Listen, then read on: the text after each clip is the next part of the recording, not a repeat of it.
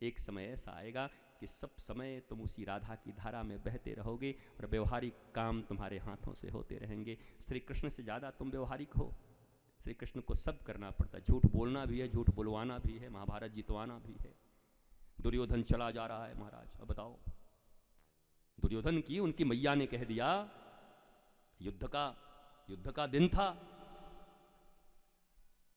और दुर्योधन, महाभारत अपने अंतिम पड़ाव पर है, महाभारत समाप्त हो रहा है, अंतिम युद्ध हो रहा है। दुर्योधन की उसकी मां ने कहा कि तुम नंगे चले आना, मैं आंख खोल करके पट्टी खोल के देखूंगी, वज्र का तुम्हारा शरीर हो जाएगा। दुर्योधन रात को छुपता छुपाता नंगे चला जा रहा था। हमारा गोपाल भी रात को लालटेन लेके निकला हुआ था।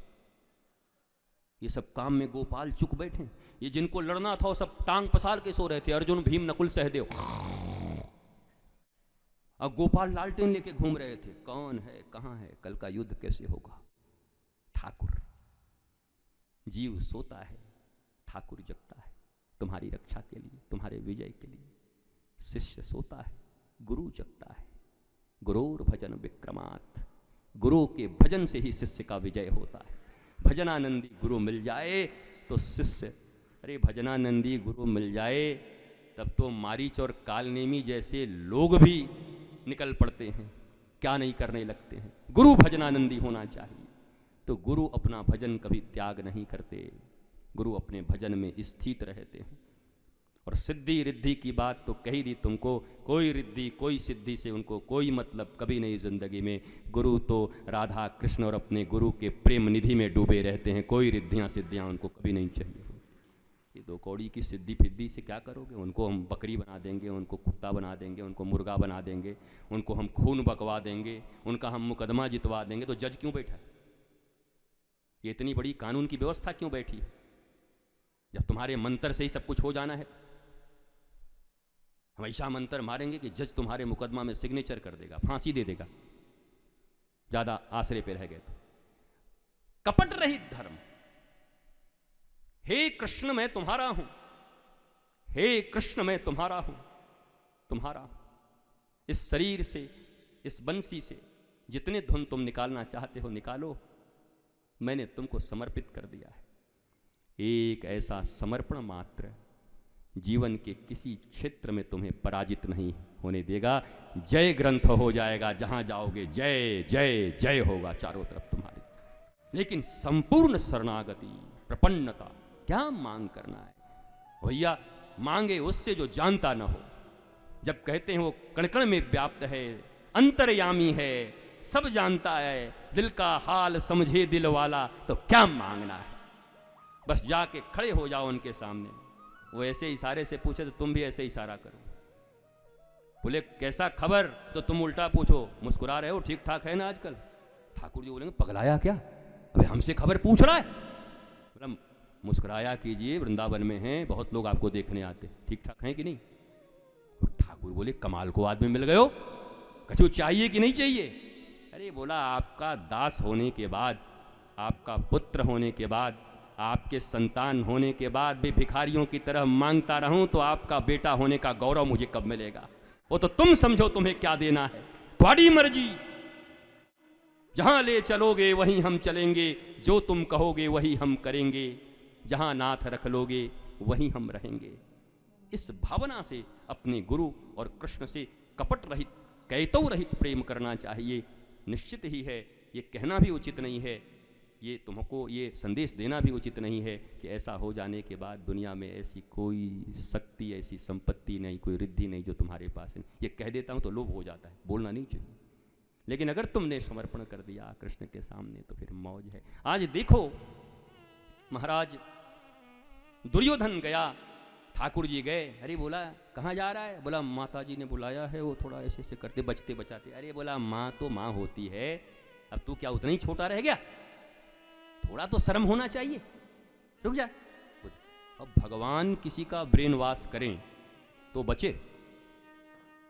तो गोपाल ने कर दिया ब्रेन वॉश, और केला का पत्ता लागे बोला पूरा मत ढक, इतना तो ढक ले केले के पत्ते से। दुर्योधन बोला बड़ा इज्जत बचाए ठाकुर जी आज समय पर आपने। भगवान बोले बस कल का तुम्हारा इंतजाम कर दिया हूँ, चिंता मत कर, तेरा इंतजाम हो गया, अब कल तेरा इंतजाम होगा। तो भगवान से चतुर बनोगे, चतुर चूड़ामणि श्री कृष्ण का नाम है। भगवान और गुरु से चतुराई जो करते, चालाकी करते हैं, इस त्रिलोक में कहीं उनके लिए स्थान नहीं होता है। 14 भुवन में उनको कहीं स्थान नहीं मिलता। ठाकुर जी ने पहनवा दिया, भेज दिया, और गांधारी ने खोला और देखा तो विलाप करने लगी, ये क्या किया, अरे मूर्ख, ये क्या किया। बोला हम क्या करें, हम तो आ रहे थे गोपाल। गोपाल,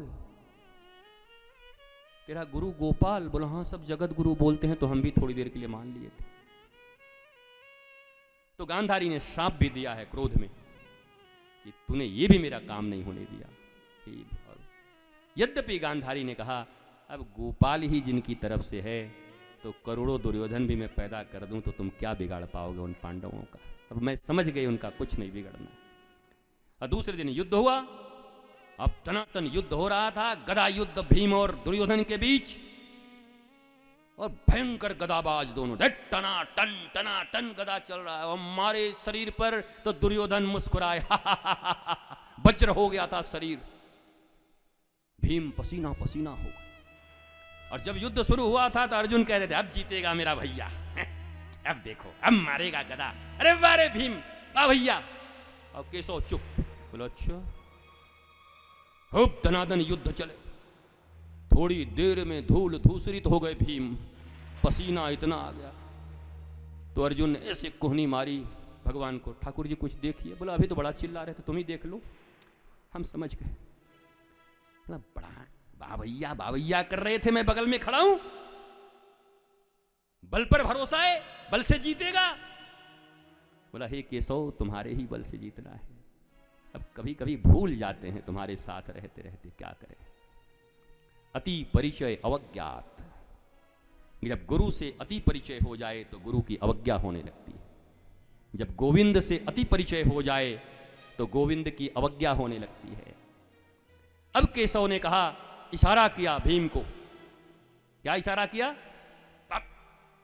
लड़ जा। ताल ठोका जंघा पर। भीम समझदार था, पक्का। बोला हाँ, बाली जैसा हालत तो नहीं होगा, सुग्रीव के जैसा। बोला नहीं, मार। नहीं, सुग्रीव को तो 3-4 बार पिटवा दिया था भगवान ने, राम जी ने। बताओ, ठाकुर जी को हमारे सब कहते हैं कि हमारे ठाकुर जी बड़े थोड़े कटीले हैं और राम जी सीधे हैं। राम जी ने सुग्रीव को कितना धुलवाया था, 3-4 बार धुलवा दिया था। हमारे ठाकुर जी एक ही बार में जब इशारा किया, उठा के मारा। जैसे ही गदा मारा, जंघा टूट गई, रक्त रंजित होकर गिरने लगा। बलराम जी दौड़े दाऊ, घोर अनर्थ, घोर अनर्थ। युद्ध के नियम के खिलाफ युद्ध कर रहा है कृष्ण। अरे तो भीम तो लड़ाई छोड़ के भागे कृष्ण के पीछे। बोला दुर्योधन से तो बच जाऊंगा, दादा नहीं छोड़ेगा। हल अगर इनका चला तो काम समाप्त। भगवान ने कहा 2 मिनट बात तो कर लो। अरे तुमसे बात कर लूंगा तो फिर बात करने के लायक नहीं रहूंगा। हमारे शिष्य के साथ धोखा हुआ है। गदा युद्ध के गुरु हैं बलराम जी, दुर्योधन के, भगवान के अपने भाई हैं। गदा युद्ध के नीति के विरुद्ध युद्ध हुआ तो कृष्ण के खिलाफ खड़े हो गए आके ठाकुर। लीला है ठाकुर जी की। ठाकुर जी संदेश देना चाहते। ठाकुर जी ने आकर के बोला भैया 2 बात सुन लो पहले, उसके बाद मार देना भीम को। कौन सी अनीति? भरी सभा में जब अपने ही घर की बहू को नंगा किया जा रहा था तब कहां थी इसकी नीति? एक 13 साल के बालक को चक्रव्यूह में फंसाकर अकेला उसके सर को काटकर फुटबॉल खेल रहे थे ये लोग, तो कहां थी इनकी नीति? लाक्षागृह में हम सबको मां के साथ जब ये जला रहे थे, अर्जुन इत्यादि सभी भाइयों को, बुआ को, तो कहां थी इनकी नीति? भीम को जब विष का लड्डू देकर मारना चाहते थे तो कहां थी इनकी नीति? आज नीति सिखाने आए हो। ऐसे दुर्नीति और अनीति करने वालों के साथ नीति का युद्ध नहीं लड़ते। ये यथा माम प्रपद्यन्ते तास तथैव भजाम्यहम्। जो मुझसे जिस प्रकार का व्यवहार करता है मैं उसी प्रकार से उसका भजन करता हूं, इसलिए इसकी जंघा तोड़नी चाहिए। बलराम ने कहा इसीलिए तुझसे बात नहीं करना चाहता था, मैं जानता था बात में तू जीतने नहीं देगा। बलराम जी गदा लेकर, लेकिन ये अनीति ठीक नहीं हुआ, जा रहे हम क्या करें, बात तो तुम भी ठीक कहे। बलराम जी गए। उसके बाद दुर्योधन ने मार के गदा से और रक्त रंजित कर दिया। उस पाप मूर्ति दुर्योधन को, जो अंधे और अंधी का पुत्र बना था,